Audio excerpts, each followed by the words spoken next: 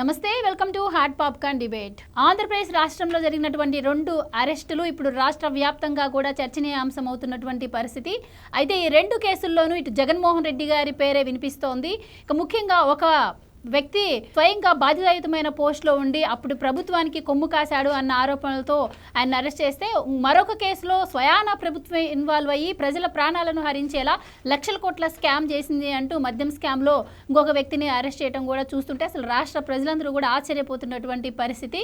ముఖ్యంగా మరి ఈ కేసుల్లో ఏ విధంగా ముందుకెళ్లే అవకాశం ఉంది, ఎలాంటి సెక్షన్స్ వీళ్ళపై ఉండబోతున్నాయి అన్న విషయాన్ని ఈరోజు డిబేట్లో చర్చిద్దాం. మనతో పాటు డిబేట్లో పార్టిసిపేట్ చేసేందుకు స్టూడియోలో ఉన్నారు సీనియర్ జర్నలిస్ట్ దుర్గా కుమార్ గారు, అలాగే ప్రముఖ ఆర్థిక రాజకీయ సామాజిక విశ్లేషకులు మధుసూదన్ రెడ్డి గారు.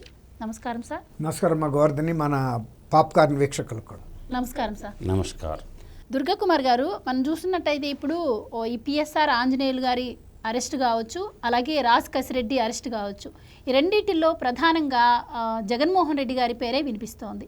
నిన్నటికి నిన్న ఆయన చూస్తేనేమో వ్యవస్థలన్నీ నిర్వీర్యమైపోతున్నాయి కూటమి ప్రభుత్వం వచ్చాక అని చెప్పి ఆయన మాట్లాడటం జరుగుతోంది.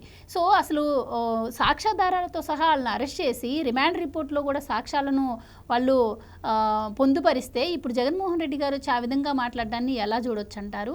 అండ్ ఇంకొకటి, మద్యం కేసులో స్వయాన ప్రభుత్వమే ఇన్వాల్వ్ అయ్యి ఉండడం కావచ్చు, ఇంకొకటి బాధ్యతాయుతమైన పోస్టులో పిఎస్ఆర్ చేసే పనులు కావచ్చు, మీ ఉద్దేశం ఏంటంటారు ఈ విధంగా? ఇప్పుడు జగన్మోహన్ రెడ్డి గారు ఏదైనా మాట్లాడగలడు, నంది అని సమర్థించగలడు, పంది అని కూడా సమర్థించగలడు. ఆయన ఎంత చతురుడంటే 2019లో వాళ్ళ బాబాయిని వాళ్ళ కుటుంబీకులు చంపి కూడా అది చంద్రబాబు నాయుడు గారు చంపించాడు, లోకేష్, ఆదినారాయణ, బీటెక్ రవి అని కూడా ప్రజలు నమ్మించాడు. ఆయన దేనికైనా సమర్థుడే. ఇప్పుడు మీరు అన్నారు ఇక్కడ ఇతను పిఎస్ఆర్ ఆంజనేయులు గారు అరెస్ట్ ఆ సందర్భంలో ఏం చెబుతున్నాడు, అరెస్ట్ని ఖండించాడు. తర్వాత వ్యవస్థల్ని కూటమి ప్రభుత్వం నిర్వీర్యం చేస్తుంది, ధ్వంసం చేస్తుంది అన్నాడు. అసలు ఇవాళ ఆంజనేయులు గారు అరెస్ట్ అవ్వటం ఎంత దురదృష్టకరం. ఒక ఆయన వ్యక్తిగా వదిలేసేయండి, ఆయన director general post level officer, ఆయన వ్యక్తిగతంగా ఆయనకు చాలా చిలిపి మనిషి, వివాదాస్పదుడు, అవి వేరే మాట. కానీ ఆ డీజీ క్యాడర్ ఆఫీసర్ అరెస్ట్ అవ్వడానికి కారణం ఒక ప్రైవేటు పంచాయతీకి ముఖ్యమంత్రి తరపున ఆయన వెళ్ళాడు. ఒక లేడీని అరెస్ట్ చేసి తీసుకొచ్చి అక్రమంగా ఆ అమ్మాయి మీద కేసులు పెట్టి 40 రోజులు అక్రమ నిర్బంధం చేసి ఒక సెక్సువల్ హెరాస్మెంట్ జరిగిన కేసులో ఆయన వెళ్ళాడు. అది ఎవరి టైంలో జరిగింది?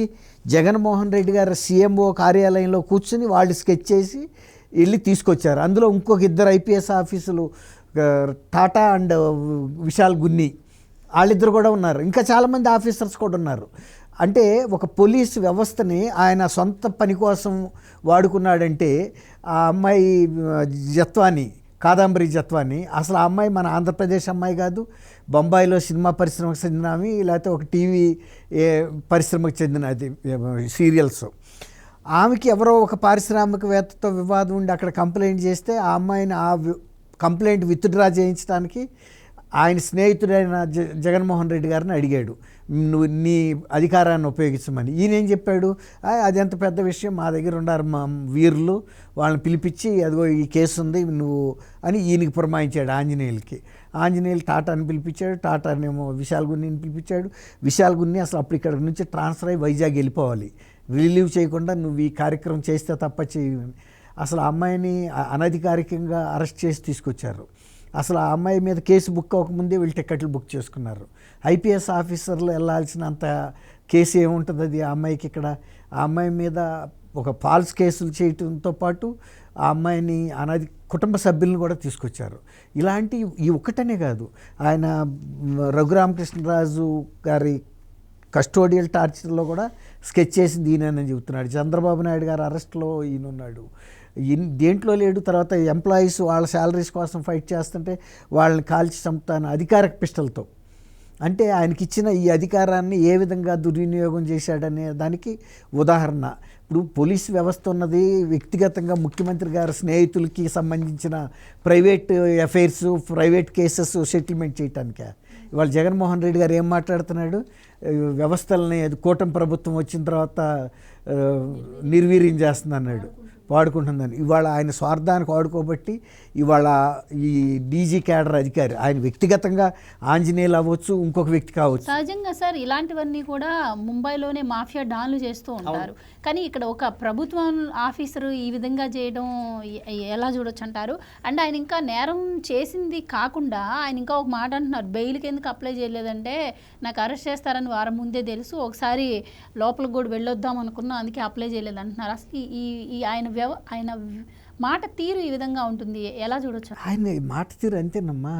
ఆయన అంతకుముందు గుంటూరు ఎస్పీగా ఉన్నప్పుడు ఒక వివాదం గురించి ఒక లేడీ వస్తే ఎన్ఆర్ఐ, ఆ అమ్మాయిని కూడా ఆయన చాలా సెక్షువల్ హెరాస్మెంట్ చేసి బ్లాక్మెయిల్ చేసి ఆ అమ్మాయికి ఫోన్లు చేసి చాలా ఇష్యూ అయింది.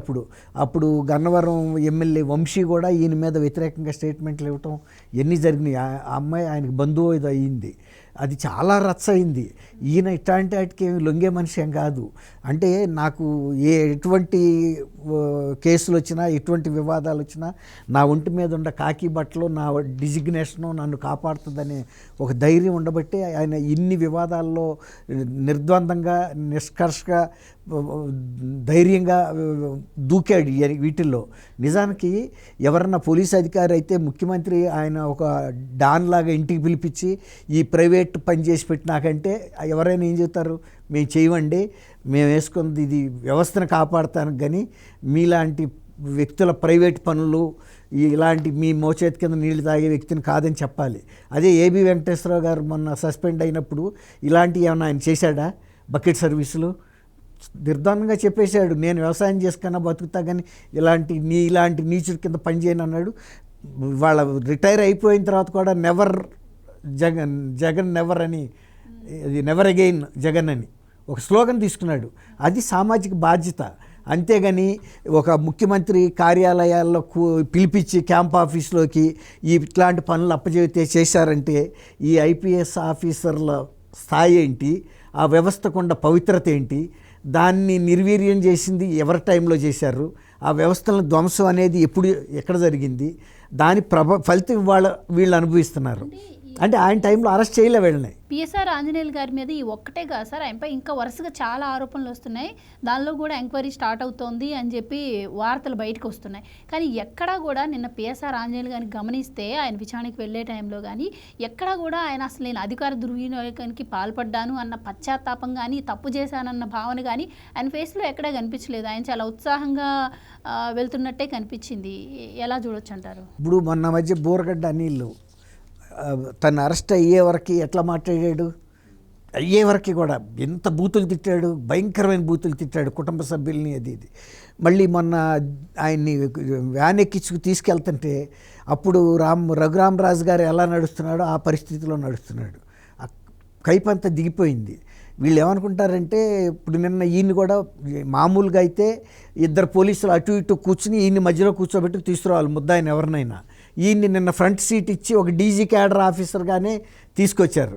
ఇప్పుడు తర్వాత ఆయన ఒక్కడే నడుచుకుంటా వాటర్ బాటిల్ పట్టుకుని యాజిఫ్ తను కార్యాలయంలోకి తను వెళ్తున్నట్టు వెళ్ళాడు. అంతేగాని సిట్ ముందు విచారణకి వెళ్తున్నట్టు వెళ్ళా. సిట్ ముందుకు విచారణ వెళ్తున్నట్టు అంటే ఇద్దరు కానిస్టేబుల్ లెవెల్ వాళ్ళైనా కనీసం భుజం పట్టుకుంటారు, ఊరికే నామినల్గా. పారిపోతాడని కాదు, మేము కానిస్టేబుల్స్మి ఈయన ముద్దాయి అని చూపిస్తానికి ముసుకేస్తారు చూసారా, అట్లా చూపిస్తారు. ఈయన మమ్మల్ని అనుకోవద్దు, ఈయన ముద్దాయి అని. అది కూడా అది లేకుండా ఈయన టకటకా దూసుకెళ్ళిపోయాడు, తను వెళ్ళి తన సీట్లో తన ఆఫీస్లో కూర్చోటానికి వెళ్తున్నట్టుగా. ఇదంతా బిల్డప్. చాలామంది నేను జైలుకి వెళ్ళి వస్తే ఎట్టా ఉంటుందో చూస్తామనే వాళ్ళు కూడా ఉంటారు. అట్లాగే వెళ్ళిన తర్వాత ఇప్పుడు మొన్న కనుక Delhi deputy chief minister Sisodia కనుక ఇరుక్కున్నట్టు ఒక సంవత్సరం పాటు రాలేదనుకోండి, షేపులన్నీ మారిపోతాయి, ఈ లెవెల్ ఉండదు. అప్పుడు వచ్చేటప్పటికి వాలిపోయి అటు ఇటు తూలుతా ఊగుతూ వస్తారు.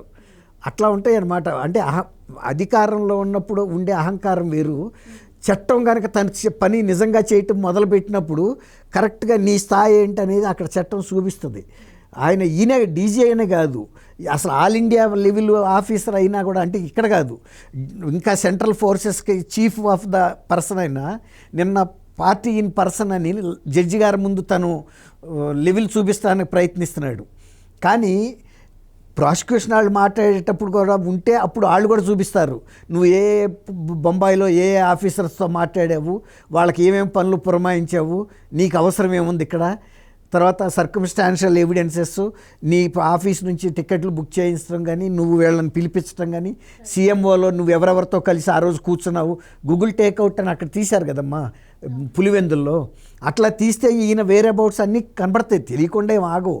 కాకపోతే ఫస్ట్లో ఎవరైనా ఇదే స్థాయిలో మాట్లాడతారు, అంటే తను ఇంతకు ముందు రాక ఒక ముద్దాయిగా వెళ్ళిన అనుభవం ఆయనకు లేదు.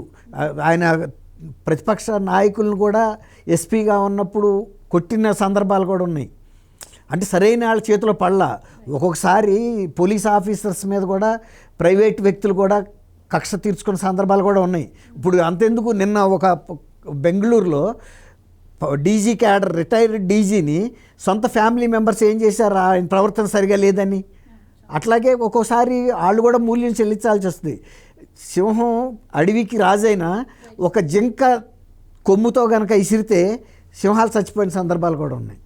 కాబట్టి ఎవరు కూడా మేము అన్నిటికీ అతీతులం అని విర్రవీగితే అది అన్ని సందర్భాల్లోనూ నప్పదు. అయితే సార్, పిఎస్ఆర్ ఆంజనేయులు గారిని ఈరోజు జడ్జి ముందు ప్రవేశపెట్టిన నేపథ్యంలో నేను ఏ తప్పు చేయలేదు, అసలు ఈ కేసుతో నాకు ఎలాంటి సంబంధం లేదు అంటున్నారు. కానీ ఆయన రిమాండ్ రిపోర్ట్లో చాలా వరకు ఆధారాలతో సహా సమర్పించడం జరిగింది అంటున్నారు. ముఖ్యంగా ఆయన ఫోన్ కాల్ డేటా కావచ్చు, ఆయన ముంబై పోలీసులతో ఫోన్లో మాట్లాడింది కావచ్చు, కాంతిరాణ టాటా విశాల్ గున్నితో మాట్లాడింది, అండ్ ముఖ్యంగా ఎవరైతే కుక్కల విద్యాసాగర్ ఉన్నారో ఆయన ఇచ్చిన రిపోర్ట్ కూడా తప్పుడు రిపోర్ట్ అని చెప్పి రిమాండ్ రిపోర్ట్లో అధికారులు మెన్షన్ చేశారంటున్నారు. సో పక్కా ఫిక్స్ అయినట్టే ఇక్కడ పిఎస్ఆర్ ఆంజనేయులు గారు తెలుస్తోంది. సో కానీ ఆయన ఫేస్లో నేను చూస్తే ఎలాంటి పశ్చాత్తాపం లేవు. ఎలాంటి శిక్షలు ఈయనకి పడే అవకాశం ఉంటుందంటారు? అంటే ఆయన డేర్ ఏంటి, నన్ను వీళ్ళెవరు ఏం చేయలేరు బయటకు వస్తా అనుకొని ఆయన ఆ విధంగా డేర్గా ఉన్నారనుకోవచ్చా? అసలు ఈ కేసులో ఏ సెక్షన్స్ ఆయన పైన అమలు అయ్యే అవకాశం ఉంటుందంటారు? ఇప్పుడు ఒకటమ్మ చింత చచ్చినా పులుపు చావలేదని ఒక సామెత ఉంది. ఐపీఎస్ ఆఫీసర్ అయితే ఉడుకు ముద్దు, భారతదేశం ఇటువంటి ఐపీఎస్ ఆఫీసర్లని ఎంతోమందిని చూసింది, కానీ అహంకారం పెరిగిపోయింది. ఈరోజు భారతదేశంలో ఎమ్మెల్యేలకి, ఎంపీలకి, మంత్రులకి, ఐఏఎస్లకి, ఐపీఎస్లకి మేమే పెద్ద తోపుగాళ్ళం, మేమే తురుంకాళ్ళం, మేము ఎవరినైనా ఏదైనా చేయగలం అంటే భారత రాజ్యాంగం ఏంటంటే పౌరులకు కొన్ని హక్కులు ఇచ్చింది. ఈక్వల్ జస్టిస్ అని, అందరు చట్టం ముందు అందరే సమానం అనేది ఇచ్చిందనమాట. నువ్వు ఐపీఎస్ అయితే నీ మాన్యువల్ ప్రకారం నీ పని నువ్వు చేసుకోపోవాలా. దొంగ కేసులు పెట్టమని, సెటిల్మెంట్లు చేయమని, ఇప్పుడు ఇన్కమ్ ట్యాక్స్ కేసు కూడా నమోదు చేయాలి. వాడు ప్రాపర్టీ ఆస్తులు మొత్తం జప్పు చేయాలంటే వాడు సర్వీసులో జీతం ఎంత, వాడికి ఉండే ప్రాపర్టీస్ ఎంత, అది కూడా చూడాలి. యాంటీ ఏసీబీ కేసు కూడా త్వరలో పుటప్ చేస్తే బాగుంటుంది. వాడు ఎందుకంటే అవినీతి సంపాదన బినామీ పేర్ల మీద హైదరాబాద్లో చాలా ఉన్నాయి. కాబట్టి ఏసీబీ కూడా వాడు ఉద్యోగంలో ఉన్నప్పుడు అవినీతి సంపాదన చేసి 100,000 కోట్లకు పడగలెత్తున్నాడు. వాడు ప్రాపర్టీస్ ఎక్కడెక్కడ ఉన్నాయి, వాడు జీతంతోనే బతికాడా, లేదా అవినీతి చేసి ఎన్ని వేల కోట్లు సంపాదించాడు. అసలు బొంబాయిలో ఉండే అమ్మాయికి వీరికి ఏం పని? యాడో బొంబాయిలో కేసు పెట్టుకొని ఉంటే ఒక పారిశ్రామికవేత్తని సాటిస్ఫైడ్ చేయటం కోసం ఎందుకు ఇన్వాల్వ్ అయ్యాడు? అందువల్ల దుర్మార్గంగా 42 రోజులు జైల్లో పెట్టి చిత్రహింసలు చేసింది కూడా కాకుండా మానవ మృగంలో కాకి చొక్కా వేసుకున్నటువంటి కోర మృగం అని చెప్పగలను నేను. కాకి చొక్కా దొడుక్కున్న కోర మృగం అంటే వాడు ఎక్కువ సివిల్ డ్రెస్లోనే ఉంటాడు. కాకి చొక్కా మీద ఎప్పుడు తక్కువ వాడు పనిచేసింది, ఎప్పుడు సివిల్ డ్రెస్లో పెద్ద పుడింగిలాగా ఉండేవాడు అనమాట. ఇప్పుడు పులుసు నీళ్లు గారిపోయినాయి. అందువల్ల వీళ్ళ కాడికి తీవ్రవాదులు మేలు, వచ్చి కాల్ చేస్తారు, అయిపోద్ది, ఒక క్షణంలో ప్రాణం పోద్ది. కానీ నిత్యం నరకం చూపించేటటువంటి డెకాయిట్ అనమాట. అందువల్ల ఇది ఆషామాషి వ్యవహారం కాదు. వాడు బెయిల్కి కూడా అప్లై చేయలేదంటే వాడు ఎంత అహంకారం అనేది అర్థమైపోద్ది. ఇప్పుడు విశాల్ గున్ని కానీ, కాంతిరాణ టాటా కానీ వాళ్ళందరూ బెయిల్కి అప్లై చేసుకున్నారు. బెయిల్కి అప్లై చేసుకుంటే కోర్టు వాళ్ళకి బెయిల్ కూడా ఇచ్చింది. కానీ ఎంత అహంకారం అంటే, నన్ను అరెస్ట్ చేసే దమ్మున్న మగోడు ఏపీ పోలీసుల్లో ఎవ్వడు లేడు, నా మీద కేసు పెట్టే మగాడే లేడు, నన్ను ఎదుర్కొనే దమ్ము ఉందని రాజ్యానికి సవాల్ ఇసిరారు. ఆ సవాల్ ఇసిరినప్పుడు ఏమైంది? అరెస్ట్ చేసి రారమ్మమ్మ అంటే ఇతను బయటకు హైదరాబాద్లో కూర్చొని సస్పెండ్ అయిన తర్వాత అంటే ఆర్థిక ఉగ్రవాదులుగా మారినటువంటి ప్రజల సంపదను వాళ్ళందరూ మారిన వాళ్ళకి ట్రైనింగ్ ఇస్తుండవు, ఎలా తప్పించుకోవాలా కేసుల నుంచి, విదేశాలు పోలీసు వాళ్ళకు దొరకకుండా ప్రభుత్వంలో ఏం జరుగుతుంది, తన పాత వాళ్ళందరిని పట్టుకొని ఎప్పటికప్పటికి ఇన్ఫర్మేషన్ పాస్ ఆన్ చేస్తున్నాడు. ఆ డేటా కూడా దొరికింది. అంటే ప్రభుత్వ విధులకు ఒక రకంగా ఆటంకం కలిగించడం. ఆయనే చెప్పాడు అరెస్ట్ గురించి వారం ముందే తెలుసు అని. ఎలా తెలిసింది ఆయనకు వారం ముందే? అంతే, ఇప్పుడు ఆల్రెడీ అతనికి అన్నీ తెలుసు. ఇతనికి ఏంటంటే ఇప్పుడు అతను ఉన్నాడు కదా గోరంట్ల మాధవ్ అబ్బాయి, ఎవరో ఒక అబ్బాయి కిరణ్ అరెస్ట్ చేసినప్పుడు ఇన్ఫర్మేషన్ ఇచ్చింది కూడా ఇతనే, పలానా వాళ్ళు తీసుకుపోతారని. అది కూడా బయటకు వచ్చింది. ఆ తర్వాత కసిరెడ్డి రాజశేఖర్ రెడ్డికి ఇన్ఫర్మేషన్ ఇచ్చింది కూడా ఈయనే. కాబట్టి ఆ డేటా అంతా దొరికింది. కాబట్టి ఇంకనే బయటపడటం కష్టం.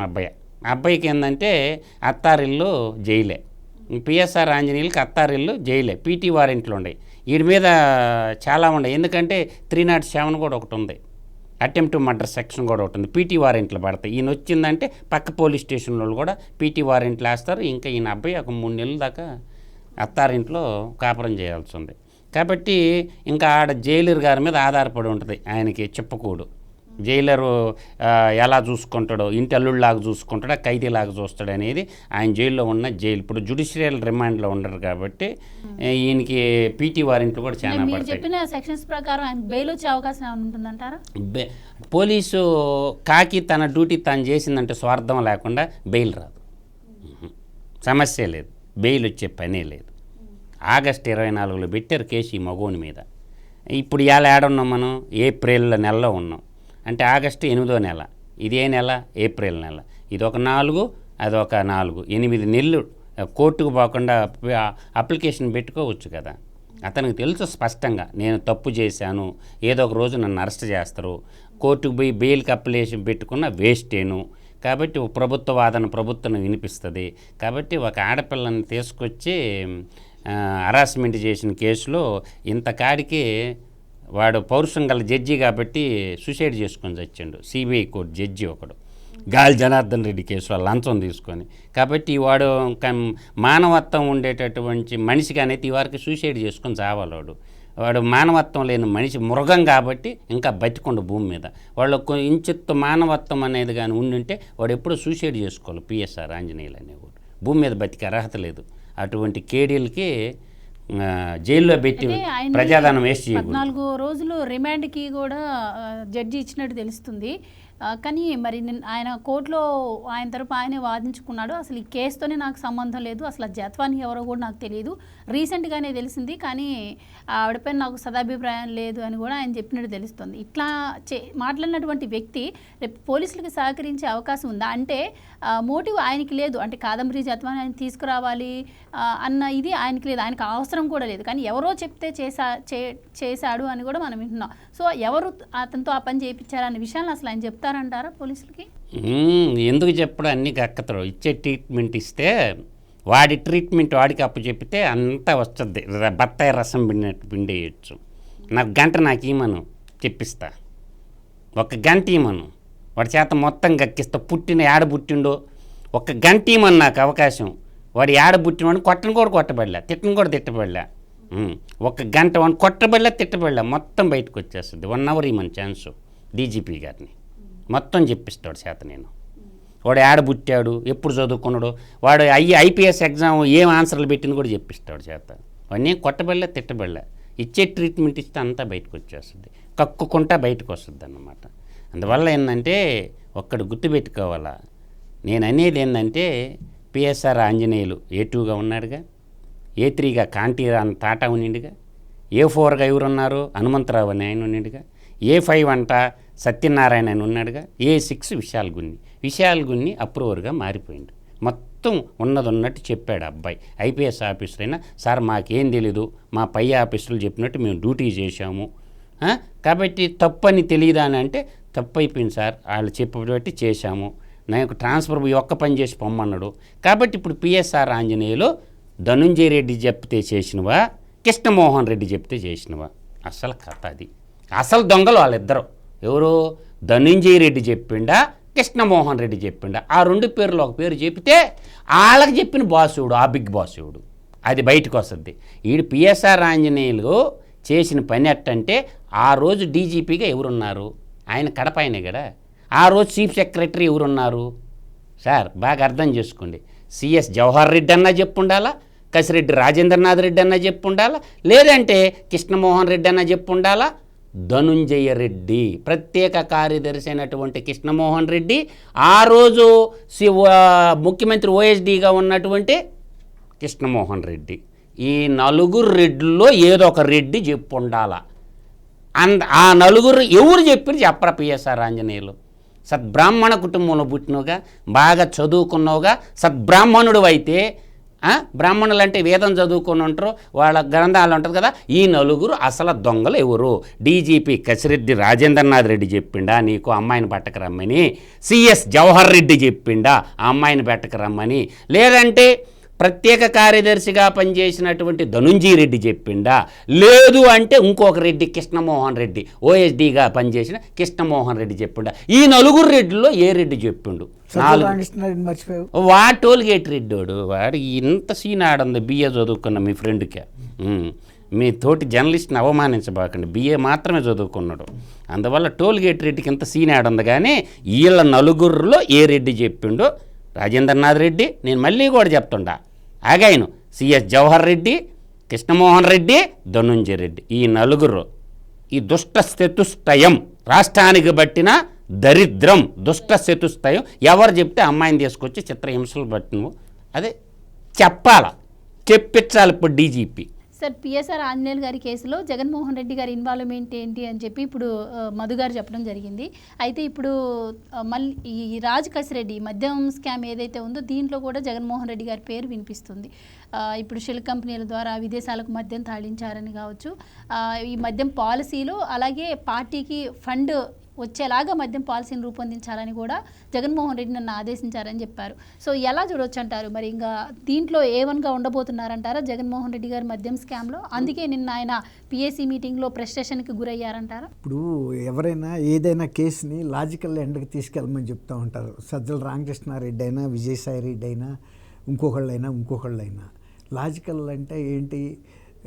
దీన్ని ఒక ఎవరైతే ఎండ్ బెనిఫిషరీ ఉంటాడో ఆయన్ని బయటికి తీయమన్నట్టు చెప్తున్నారు. దీని మీదే అసలు రాష్ట్రంలో ఈ మద్యం కేసులో ఎవరు ప్రధాన లబ్ధిదారు అనే దాని మీద చర్చ జరుగుతుంటే విజయసాయి రెడ్డి గారు కావాలని కసిరెడ్డే దీనికి కర్త కర్మ క్రియ అని ఒక స్లోగన్ ఇచ్చాడు. అంటే కేసుని పూర్తిగా దృష్టిని మళ్లిస్తానికి ఇచ్చాడా అన్నట్టుగా. కసిరెడ్డి ఎవరతను? ఒక చిన్న సలహాదారు. అతను 50 మంది సలహాదారులో కసిరెడ్డి ఒకడు. అతనికి ఇచ్చిన పని యాక్చువల్గా ఐటీ కోసం అని తీసుకొచ్చారు. ఐటీలో ఇంత డబ్బులు రావు, ఇక్కడ బాగా డబ్బులు వస్తుందని జగన్మోహన్ రెడ్డి మొట్టమొదటిగా ఒక కమిటీని పెట్టాడు. మద్య విధానం మీద మనకు ఆదాయం రావాలి, ప్రభుత్వానికి కొంత ఆదాయం వస్తే మనకి పార్టీకి వ్యక్తిగతంగా మనకి రావాలి, దీనికి సంబంధించి డీటెయిల్స్ అన్నీ ఒక స్కీమ్ తయారు చేయమని ఒక బ్రీఫ్గా ఒక కమిటీని పెట్టాడు. విజయసాయి రెడ్డి, మిథున్ రెడ్డి, కసిరెడ్డి, సజ్జల శ్రీధర్ రెడ్డి, అవినాష్ రెడ్డి తోడల్లుడు, ఎవరు కసిరెడ్డి తోడల్లుడు, తర్వాత ఏమో అతను దాన్ని వాసుదేవరెడ్డి, సత్యప్రసాద్ అయిన అతను అసిస్టెంట్, వీళ్ళు. తర్వాత సీఎంఓలో ఉండే ఓఎస్డి ధనుంజయ రెడ్డి, కృష్ణమోహన్ రెడ్డి, వీళ్ళందరినీ మీరు కూర్చుని ఒక స్కీమ్ వర్కౌట్ చేయండి అని అంటే ఫస్ట్ మీటింగు విజయసాయి రెడ్డి గారి ఇంట్లో హైదరాబాద్లో జర్నలిస్ట్ కాలనీలో పెట్టారు. పెట్టినప్పుడు ఇతను చెప్పిన మాట ఏంటి? ఫస్ట్ మాటే జగన్మోహన్ రెడ్డి ఆదేశాల మేరకి ఈ మద్యం విధానాన్ని రూపొందిస్తూ మద్యంలో వచ్చే ముడుపులన్నిటినీ ఒక పద్ధతి ప్రకారంగా పార్టీ వైపుకి నా వైపుకి మళ్ళించమని ఒక ఆదేశం ఇచ్చాడని చెప్పాడు. సహజంగా ఎప్పుడైనా చివరికి వస్తుంది ఎవరు ఈ ఎండ్ యూజర్ అని, ఎండ్ బెనిఫిషరీ అని. ఎండ్ బెనిఫిషరీ ఇతనని ముందే వచ్చేసింది ఇప్పుడు. కాబట్టి ఈ కేసులో కూడా జగన్మోహన్ రెడ్డి గారు వ్యవస్థల ధ్వంసం అని అన్నారు సార్. అసలు అంతకుముందు ఒక విధానం అంటూ ఉంది. తెలుగుదేశం ప్రభుత్వం 14 నుంచి 19 వరకు పారదర్శకంగా ఒక సాఫ్ట్వేరు హార్డ్వేరు అన్నీ ఉన్నాయి. ఎక్కడ నుంచి ఏ లిక్కర్ ఎన్నికే వస్తుంది, ఏపీ బెవరేజెస్లో స్టాక్ ఎట్లా హ్యాండిల్ చేస్తారు, వీళ్ళు ఎంత మార్జిన్ ఉంచుకుంటారు, మళ్ళీ ఎంత మార్జిన్ పెట్టి అమ్ముతారు, ఎండ్ యూజర్కి ఎంతకి వెళ్తుంది, ప్రతిదీ పారదర్శకంగా ఉంటుంది. ఎప్పుడు ప్రింట్ నొక్కినా కూడా ఏ రోజుకి ఆ రోజు వాళ్ళ సేల్ ఎంత, ఆదాయం ఎంత, ఎక్కడ ఏ డిస్టిలరీ నుంచి ఎంత స్టాక్ వచ్చింది, ప్రతిదీ ఉంటుంది. ఎంత డిస్మాంటిల్ చేశారు, పక్కకు తోసేయండి. ఇది కేవలం అనధికారికంగా జరగాలి, కేవలం నగదు రూపంలో మాత్రమే జరగాలి. ఈ డబ్బు ఎక్కడి నుంచి వస్తుందో ఎట్టా వస్తుందో మూడో కంటికి తెలియకూడదు. ఇవి మీరు ఒక విధానాన్ని రూపొందించుకోండి. తర్వాత మీరు ఇట్లాంటి సెల్ ఫోన్లు ఇవన్నీ వాడొద్దు. వీటితో కనుక వాడితే మళ్ళీ ఎక్కడికక్కడ రికార్డులు తీస్తారు. కొత్త ప్లాట్ఫామ్స్ డెవలప్ చేసుకోండి, హైటెక్ ప్లాట్ఫామ్స్. అంటే అంతర్జాతీయ డాన్లు, అంతర్జాతీయ కుంభకోణాలు తయారు చేసేవాళ్ళు ఎలా చేస్తారు. మొన్న మధ్య ఢిల్లీ వాళ్ళు ఇదే లిక్కర్ స్కామ్లో వారం మించి ఫోన్లు ఆడలా. ఎందుకంటే దర్యాప్తు సంస్థలు వీళ్ళని నిఘా ఉంచుతాయి అని చెప్పేసి పెద్ద పెద్ద ఫోన్లు అవతల వారేశారు. అట్లా అంతకన్నా హైటెక్. ఇప్పుడు ఇక్కడ విజయసాయి రెడ్డి గారు కూడా చాలా కీలకమైన వ్యక్తి ఇందులో. ఆయన ఏం చెప్పాడు, ఇందులో కర్త కర్మ క్రియ కసిరెడ్డి అని చెప్పాడు. కసిరెడ్డి ఏం చెబుతున్నాడు, ఫస్ట్ జగన్మోహన్ రెడ్డి గారు అధికారంలోకి రాగానే 2019 ఆగస్టులోనే మాకు ఈ ఆదేశాలు ఇచ్చారు, మార్గదర్శకాలు ఇచ్చారు. దీన్ని బట్టి మేము వర్కౌట్ చేశాము. తర్వాత ఈ పాత విధానాలు, పాత సిస్టమ్స్, కంప్యూటర్సు అన్నీ తీసేశారు. వీళ్ళు హై లెవెల్ ప్లాట్ఫారం ఎవరికీ తెలియకుండా కోడ్లో కండక్ట్ చేశారు వీళ్ళ కాన్వర్జేషన్స్ అన్నీ. రెండోది డబ్బులు పేమెంట్లు కూడా నగదు రూపంలో వేరువేరు పర్సన్స్ వేరువేరు ప్రదేశాల నుంచి తీసుకురావటం. ప్రతి 5-6 రోజులకి అసలు సిస్టమ్ అంతా క్లీన్ అయిపోవాలి. ఈ ఆర్థికంగా ఈ 5-6 రోజుల్లో జరిగిన లావాదేవీలకు సంబంధించినటువంటి ఎటువంటి సాక్ష్యాధారాలు ఎక్కడా మిగలకూడదు. ఎవరి దగ్గర బాకీ కూడా ఉండకూడదు. మొత్తం ఎక్కడికైతే జారాలో ఆ లాజికల్ ఎండకు వచ్చేసేయాలి. అట్లా మేము తయారు చేశాము, ఆ విధానంతో నడిపామని చాలా స్పష్టంగా చెప్పాడు. అందులో ఇన్వాల్వ్ అయిన వ్యక్తుల పేర్లు కూడా చెప్పాడు. ఇంకోటి ఏంటంటే ఇది 8 దశల్లో వెళ్ళింది దాదాపుగా. తర్వాత డబ్బులు పేమెంట్లు కూడా రకరకాల కంపెనీలు, ఇప్పుడు గతంలో సూట్ కేస్ కంపెనీలు, షెల్ కంపెనీలు ఎలా క్రియేట్ చేశాడో విజయసాయిరెడ్డి అంతకన్నా మాస్టర్ మైండ్. అప్పుడు జరిగిన తప్పులను కూడా సరిదిద్దుకుని ఇప్పుడు ఎక్కడ ఏ వ్యవస్థకి దొరకనటువంటి అకౌంట్లు తయారు చేశారు. ఆ జ్యువెలరీ షాపులకి వేయించారు, తర్వాత ఈ రియల్ ఎస్టేట్ ఏజెన్సీలకి వేయించారు, ఇంకా ఏయో సంస్థలు. అవి ఎవరికి ఏం తెలీదు. అవి కేవలం ఈ డబ్బుల్ని తీసుకెళ్ళటానికి పెట్టినటువంటి పీజన్ హోల్స్ అంటారు. ఎక్కడికక్కడ వాళ్ళు ఆ పావురాన్ని ఏ సైజుని బట్టి ఆ సైజు పెడతారు. అందుకే ఇవాళ ఈ కుంభకోణంలో ఎక్కడా కూడా గతంలో లాగా ఇంత భారీ కుంభకోణం అని ప్రధానమంత్రి చెప్పినప్పటికీ కూడా బయటికి కనపడనట్టుగా ఒక 4,000 కోట్లు మాత్రం మనీ లాండరింగ్ ద్వారా విదేశాలకు వెళ్ళి, ఒక 2,000 కోట్లు సుశీల్ రెడ్డి అనే అతని వ్యక్తి ద్వారా, సునీల్ రెడ్డి ద్వారా, వాళ్ళకి సంబంధించిన ఇన్ఫ్రా కంపెనీ ఉంది ఒకటి, బిల్డర్ అంటే రియల్ ఎస్టేట్ కంపెనీ, దాని ద్వారా కొంత ఆఫ్రికాకు ఒక 2,000 వెళ్ళినాయి. ఇప్పుడు అది ఈడీ దిగితే కానీ ఆ విషయాలు బయటికి రావు. ఆ తర్వాత ఇంకోటి ఏంటంటే ఇంత పెద్ద కేసుని ఇవాళ సిట్ కూడా పరిష్కరించాలంటే కూడా కష్టం. జాతీయ దర్యాప్తు సంస్థలు కూడా దిగాలి. తర్వాత ఇంకోటి చెప్పింది ఏంటంటే అతను కసిరెడ్డి ఫస్ట్ మీటింగుల్లోనే అప్పటికి జరుగుతున్న అమ్మకాలను బట్టి విజయసాయిరెడ్డి, మిథున్ రెడ్డి వీళ్ళు ఒక అవగాహనకు వచ్చేశారు. ప్రతి నెల మినిమం 50 నుంచి 60 కోట్లు అంటే అతి సునాయాసంగా మిగులుతాయి. ఇంకా అప్పుడు వీళ్ళు ఇంకా కొత్త విధానం ఏం చేశారంటే మనమే మ్యానుఫ్యాక్చరింగ్లోకి వెళ్ళిపోతాం, మనమే డిస్టిలరీస్ని ఆక్రమిస్తాం. వాళ్ళ అకౌంట్లు కూడా వీళ్ళే హైజాక్ చేసి వాడుకున్నారు. అసలు వాళ్ళ పేరు వాళ్ళది కానీ అకౌంటు, అందులో ఎంత వేసారో ఎంత తీశారో ఏ అకౌంట్లకి ట్రాన్స్ఫర్ అయినాయో కూడా నిజమైన అకౌంట్ హోల్డర్లకు తెలీదు. అంటే డిస్టిలరీస్ని ఫిజికల్గా ఆక్రమించుకోవడంతో పాటు వాళ్ళ అకౌంట్స్ని కూడా హైజాక్ చేశారు. కంప్యూటర్స్ని హైజాక్ చేస్తారు చూడండి, వెబ్సైట్స్ని. ఆ విధంగా చేశారు. ఆ 50-60 కోట్లని వాళ్ళని అనుకున్నారు కానీ దాన్ని ఇంకా వీళ్ళ ఎఫిషియన్సీతో వీళ్ళ బ్రెయిన్తో ఇంకా పెంచారు. దాన్ని బహుశా ఏ 100 కోట్లకో 150 కోట్లకో కూడా తీసుకెళ్లారు. అవి అంతా కూడా జాగ్రత్తగా జగన్మోహన్ రెడ్డి గారికి జారబట్టే కసిరెడ్డి ఈ 5 సంవత్సరాలు ఇదే ఉద్యోగంలో కొనసాగాడు. తను అంటే ఇందులో కూడా ఎవరి వాళ్ళు తీసుకున్నారు. విజయసాయి రెడ్డి ఏం చెప్పాడు, వాళ్ళ గుడ్డలు ఓడదీస్తాను, ఇంకా సగం గుడ్డలే ఓడదీశాను మొన్నంటే, ఇప్పుడు ఈ కసిరెడ్డి ఆయన గుడ్డలు కూడా ఓడదీశాడు. ఈ మొత్తం కుంభకోణంలో నేను ఎంత భాగస్వామినో విజయసాయి రెడ్డి కూడా అంతే భాగస్వామి. మిథున్ రెడ్డి ఎవడో తక్కువ తినలేదు, మేము ఎవడో తినాల్సినంత తిన్నాం అనేది అతను చెప్పేశాడు. కాబట్టి ఈ కుంభకోణాన్ని తక్కువ అంచనా వేయటానికి వీల్లేదు. ఇది మీరు అన్నారు జగన్మోహన్ రెడ్డికి చుట్టుకుంటుందా అంటే, చుట్టుకునేదే ఫస్ట్ జగన్మోహన్ రెడ్డికి. అది ఫస్ట్ ఆయనే వస్తాడు A1గా ఇందులో. అయితే సార్ ఇక్కడ మధు గారు ఢిల్లీ లిక్కర్ స్కామ్లో పాలసీ మేకింగ్ కోసమే 100 కోట్లు ఖర్చు పెట్టారు అన్న స్కామ్ అని చెప్పేసి దీన్ని ముఖ్యమంత్రిని అరెస్ట్ చేయడం జరిగింది. అలాంటిది దీంట్లో ప్రభుత్వమే పాలసీ మేకింగ్ చేసి 5 ఏళ్ల పాటు యథేచ్ఛగా ప్రభుత్వానికి ఆదాయానికి గండి కొట్టేలాగా ప్రజల సొమ్ముని దుర్వినియోగం చేస్తూ సాగించినటువంటి ఈ స్కామ్లో ఇంకా ఎలాంటి శిక్షలు ఎలాంటి సెక్షన్స్ అమలు అవబోతున్నాయంటారు? సో మనీ లాండరింగ్ కూడా ఉంది కాబట్టి ఈడీ వస్తే అట్లాంటి సెక్షన్లు అమలు అయ్యే అవకాశం ఉంది. అండ్ ఇది కేవలం ఎంక్వైరీలతోనే ఆగిపోతుందంటారా? ఇంకొన్ని అరెస్టులు కూడా దీంట్లో ఉండబోతున్నాయంటారా? ఖచ్చితంగా ఉంటాయి అరెస్టులు. క్యాబినెట్ మొత్తానికి చుట్టుకుంటుంది. అంటే ఒక ప్రభుత్వ పాలసీ ఎక్కడ తయారవ్వాలా? రాష్ట్ర సచివాలయంలో తయారవ్వాలా? ఇళ్లల్లో పాలసీలు తయారు చేసేది ఏంది? ఇప్పుడు మిథున్ రెడ్డి ఎంపీ ఉంటే ఏం పని మిథున్ రెడ్డికి? లిక్కర్ పాలసీతో పార్లమెంట్లో నువ్వు మాట్లాడాలా? నీ పార్లమెంట్లో ఏమన్నా పనులు ఉన్నప్పుడు ఆడ మాట్లాడాలి. నీకేడేం పని పాలసీ మేకింగ్లో? విజయసాయి రెడ్డికి ఏం పని? విజయసాయి రెడ్డి ఎవడో? ఒకడేమో లోక్సభ ఎంపీ, ఇంకొకడేమో రాజ్యసభ ఎంపీ. ఒకడేమో లోక్సభ ఎంపీ, ఇంకొకడేమో రాజ్యసభ ఎంపీ. రాష్ట్రానికి కావాల్సిన పనులు చక్కదిద్దామని ఢిల్లీలో ఉండమంటే వీళ్ళెక్కడితో మీకు ఇద్దరికి ఏం పని? నువ్వు గెలిచింది ఎక్కడి నుంచి? ఇది వ్యాలిడ్ పాయింట్, మనం అర్థం చేసుకోవాల్సిన పాయింట్.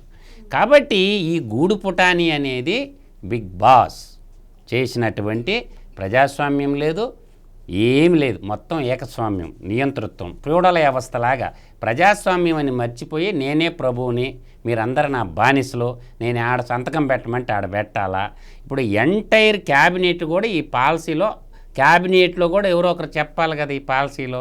క్యాబినెట్ ఇప్పుడు ముఖ్యమంత్రి కూడా మంత్రిమండలిలో ఒక సభ్యుడు కాబట్టి క్యాబినెట్కి బాధ్యత లేదా? సో క్యాబినెట్ మంత్రిమండలి కూడా ఇప్పుడు సమాధానం చెప్పాలా రాష్ట్ర ప్రజలకి. మీరు అనుకున్నట్టు ఇదేదో 3,200 కోట్లు కాదు ఈ స్కాము. నేను డే 1 నుంచి చెప్తున్నా, 31,500 కోట్ల స్కామ్ ఇదని. ఇది ఓన్లీ మీరు అందనుకున్నట్టు 3,000 కోట్లు 4,000 కోట్లు కాళీపవర్ పువ్వు ఉన్నోడు చెవులో చెప్పండి మాటలన్నీ. మొత్తం స్కాము 31,500 కోట్ల రూపాయల స్కాము. దీన్ని తవ్వే కొన్ని మొత్తం బయటకు వస్తుంది. ఎక్కడో ఐఆర్సిటీలో పనిచేస్తున్న వాసుదేవర్ రెడ్డిని తీసుకురావడం, ఇక్కడ బేవరేజ్ కార్పొరేషన్ ఎండీని చేయటం, తర్వాత చూస్తే ఈడెవుడు అసలు ఏం సంబంధం ఆంధ్రప్రదేశ్ రాష్ట్రానికి? కసిరెడ్డి రాజశేఖర రెడ్డిని ఐటీ సలహాదారులుగా పెట్టుకోవటం. వాడు ఏమన్నా ఏ కంపెనీలో ఐటీకి పనిచేసిండు? వాడు పుట్టుపురత్వాలు ఏమన్నా రాష్ట్ర ప్రజలకు ఇచ్చిన? ఐటీ వాడు బేవరేజ్ కార్పొరేషన్లకి ఏం పని? తర్వాత చూస్తే ఈ సత్యప్రసాద్ అనేవాడు ఒక సెక్రటరీ, వీడికి ఏం పని? అదే నేను అంటున్నా కదా, సత్యప్రసాద్ గారిని పోస్ట్ ఇస్తామని కాదు ఐఏఎస్ ఆఫీసర్ చేస్తామని చెప్పారంట. అంటే ఉద్యోగం కోసం ఏ గడ్డైనా కడుస్తావా? అంటే ఒక గ్రూప్ 1 ఆఫీసర్ని ఏం చేశారంటే నిన్న ఐఏఎస్ ఆఫీసర్ని చేస్తాము అంటే వాడిని. అంటే ఇప్పుడున్నటువంటి ఈ మాము కానీ వాళ్ళ అయ్య కానీ, మాము వాళ్ళ అయ్య ఏం చేసిండు? అప్పుడు ఐఏఎస్ ఆఫీసర్లందరినీ జైలుకి పంపించాడు. ఎవరు? బీపీ ఆచార్య, శ్రీలక్ష్మి అందరు జైలుకి పోయారు. అది వాళ్ళ ఉన్నప్పుడు. ఈ మాము అంటే మళ్ళీ ఏమన్నా తప్పుగా అర్థం చేసి మాజీ ముఖ్యమంత్రి షార్ట్కట్లో చెప్పా. ఈ మాము ఏం చేసిండు? ఐపీఎస్ వాళ్ళందరినీ జైలుకి పంపించడం మొదలుపెట్టారు. ఇప్పుడేంది? ఎక్కడి నుంచి డిఫెన్స్లో ఉండేవాళ్ళు, నేవీలో ఉండేవాళ్ళు, డిఫెన్స్లో ఉండేవాళ్ళు తిరుమల కొండ మీద కల్తీ లడ్డు వ్యవహారం, అధర్మారెడ్డి. తర్వాత ఇంకొక పాయింట్ ఏంటంటే నేవీలో పనిచేసేటట్టు వెంకటరెడ్డిని తీసుకొచ్చి గనుల్లో పెడితివి. వాడు గనులు దోసేసిన గనుడైపోయా. ఈడే ఆడ ఐఆర్టీసీ రైల్వేలో ఉద్యోగం చేసుకొని ప్రశాంతంగా పెళ్ళాం బిడ్డలతో బతకకుండా ఈ దౌర్భాగ్యుడు పెరిగి కట్లగడదామని వచ్చిన ఎడక తెలుసు కదా. గతంలో సిబిఐ కేసులు, 9 ఈడీ కేసులు, ఒక అవినీతి పరుడితో సావాసం చేస్తే వాళ్ళ బతుకులేమైనాయో తెలుసు కదా. అది తెలుసు కూడా నువ్వు ఎందుకు వచ్చినావు ఆంధ్రప్రదేశ్కి అంటే 30 ఏళ్ళు నేనే సీఎం అని చెప్పి దీన్ని ఏమంటారు, వశీకరణం చేసుకున్నాడు ఐఏఎస్ని, ఐపీఎస్ని. నేనే సీఎం అనమాట. దీని అఘోరీలాగా రాష్ట్రానికి గోరీ కట్టి ఒక అఘోరీ పరిపాలన ఇచ్చినట్టు మంచి పదప్రయోగం చేశాడు. అఘోరీలన్ననేమో దేశం కోసం పనిచేస్తారు అఘోరీలు, వాళ్ళకి సంపద మీద మోహం ఉండడు. ఇది ధన పిచాచి అన్నమాట. అఘోరీ మాత గురించి చెబుతున్న అమ్మాయిని సరేలే అంటే ఇప్పుడు బ్రహ్మంగారు ఏం చెప్పాడు, కళ్ళ గురువులు కళ్ళలోన పుట్టేరయ్యా అని చెప్పిండా లేదా. ఈ ధన అఘోరి అన్నమాట. కాబట్టి రాష్ట్ర భవిష్యత్తు గోరీ కట్టినటువంటి ఈ జలగని ఏం చేయాలా, అందువల్ల ఏంటంటే ప్రజలు అన్నీ అర్థం చేసుకొని అతనికి జల సమాధి కట్టారు. బెంగాల్లో 11 సీట్లు ఇచ్చి 11 రెడ్డిగా మిగిలిచ్చి జెరూసలేం రెడ్డిని చేసి బాగా బంధం చేసి బంగాళాఖాతంలో పెట్టారన్నమాట సైతాన్ని. ఆ సైతాన్ని మళ్ళీ లేకుండా చూసుకోవాలి ప్రజలు. ఆ సైతాన్ అన్నమాట రాష్ట్రానికి పెట్టిన సైతాన్ని ఏంటంటే ఆమె చేసింది కదా ఎంఎస్ రెడ్డి మూవీ అన్న అరుంధతిలో ఏం చేసింది, గద్వాల పెద్ద ఆమె ఏం చేసింది, బంధం వేసి లోపల బండబెట్టింది వాడిని. ఆ బంధం ఇడిపోకుండా కూటమి ప్రభుత్వం చేయాలి. వాడు ఆడే ఉండాలి జలసమాధి అనమాట. జరాసంధుడు అనే ఒక రాక్షసుడు ఉండేవాడు పూర్వకాలంలో అనమాట. వాడు నీళ్ళల్లో దాంకుండేవాడు జరాసంధుడు అని. కాబట్టి ఇప్పుడు బంధం వేసి ప్రజలేమో వాడికి శాశ్వతమైనటువంటి బంధం వేశారు. 11 సీట్లు ఇచ్చి 11 రెడ్డిగా మిగిలిచ్చారు. కానీ కూటమి ప్రభుత్వము వాడి ట్రాప్లో పడకుండా వాడిని ఇంక లేకుండా ఆ బంధం విడిపోకుండా చూడాలి. అందువల్ల ఆలోచన చేసుకోవాలి. ఇప్పుడు ధనంజయ రెడ్డి అనే ఒక వ్యక్తి ఉన్నాడమ్మా, ముఖ్యమంత్రి ప్రత్యేక కార్యదర్శిగా పనిచేశాడు. అంటే అతను అంత చదువుకున్నాడు. ఒరే సచివాలయం నుంచి పరిపాలన చేయాలా ధనంజయ రెడ్డి, కొంపలో ఉండి పరిపాలన చేయకూడదు, మనమేమో రాజులం కాదు, మనమేమో మహారాణులం కాదు అని చెప్పాలి కదా. ఇంకొక కృష్ణమోహన్ రెడ్డి వాడొక ఐఏఎస్ ఆఫీసరే కదా. ఈ బానిస బతుకు ఎందుకు అంటున్నా అంటే ఐఏఎస్ అవ్వాలంటే ఎన్ని పుస్తకాలు చదువు ఉంటారు, ఎన్ని నిద్రలేని రాత్రులు గడిపి ఉంటారు. సెక్రటరీ నుంచి పరిపాలన చేయకుండా తాడేపల్లి కొంపలో కూర్చొని ఈ డెక్కాయిట్లందరూ పరిపాలన చేసినప్పుడే రాష్ట్రం అధోగతి పాలైపోయింది. కాబట్టి నేను అదే చెప్పిన, చెంబల్లోయ దొంగల కాడికి బందిపోట్ల కాడికి ఈ పులివందల బందిపోట్లు రాష్ట్రం మీద పడి చెంబల్లోయ బందిపోట్లు కంటే ఘోరమైన కలికాల కాలకేయుల ముఠ అన్నమాట ఇదన్నమాట. పులివెందల బందిపోట్లు ముఠ, పులివెందల కాలకేయుల ముఠ రాష్ట్రం మీద పడి మిడతల దండులాగబడి సర్వం దోచేశారు. కాబట్టి ఇప్పుడు చర్యలు తీసుకుంటుంటే బాధేస్తూ ఉంది. కూటమి ప్రభుత్వం వెనక్కి తగ్గొద్దు. తప్పు చేసిన ప్రతి ఒక్కడిని కటకటాల వెనక్కి నెట్టాల. చట్టం తన పని తాను చేసుకోవాలి. చట్టం ఎవడికి చుట్టం కాదు. చట్టం పని చేస్తే అందరూ లోపల ఉంటారు. Thank you so much. Thank you అమ్మా. ఇది వాళ్ళ డిబేట్. మరో డిబేట్తో మళ్ళీ కలుద్దాం. Keep watching.